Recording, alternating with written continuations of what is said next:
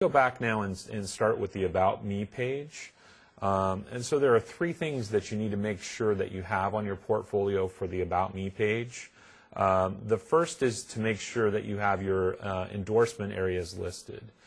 So whichever endorsements that you're seeking as part of your certification, make sure that you include those. If at this time you're uncertain, you have the option of putting down what you believe which endorsements you believe you will be pursuing, and you can always go back into this page and change those. You will also be listing the teaching level that you are seeking.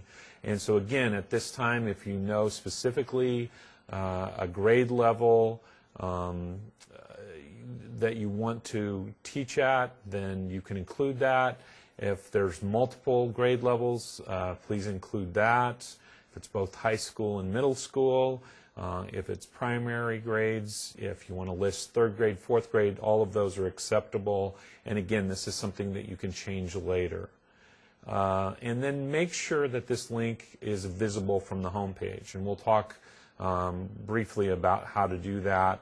But as you set up a page, pages will appear from the home page if you have a portfolio or if you've chosen a template that supports that.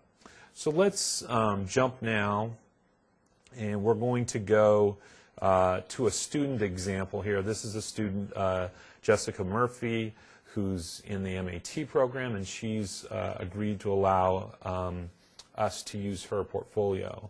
And one thing I might point out as you're looking at Jessica's portfolio is she has gone above and beyond the requirements, and that's okay. The checklist is a baseline. It's at minimum what you need to make sure that you include in your portfolio. So if we look at Jessica's, and remember we were talking about an About Me page, it's showing up on the main page of her blog. And if I click on that, we'll see what she's written about herself. Now, I'm not going to actually stay on this page very long. You can look up Jessica's portfolio yourself. But she's taken the route to include quite a bit of information about herself.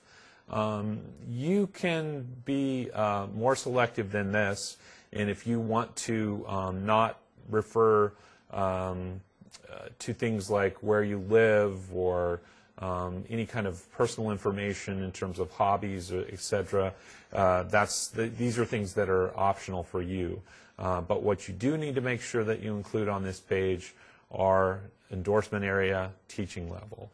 Those are the things that must be included. So when somebody assesses this, this is what they'll come to this page and be looking for.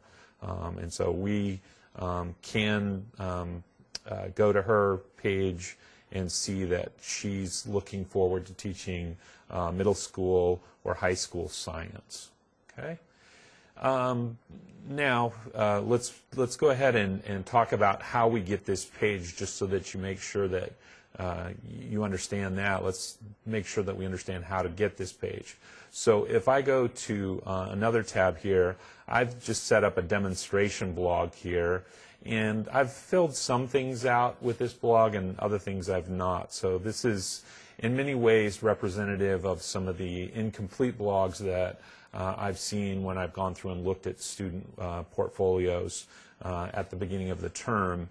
And again, our goal is to get by the end of your, after the end of the first term, we want to get your bPortfolio, your blog, in a position where it's ready for you to keep adding content as you go forward and work towards completing it. So with this, we're seeing that I have a home and an about page, but I don't have any standard pages. We're also seeing that I have my very first post here, and we're seeing some content, some widgets on the right side.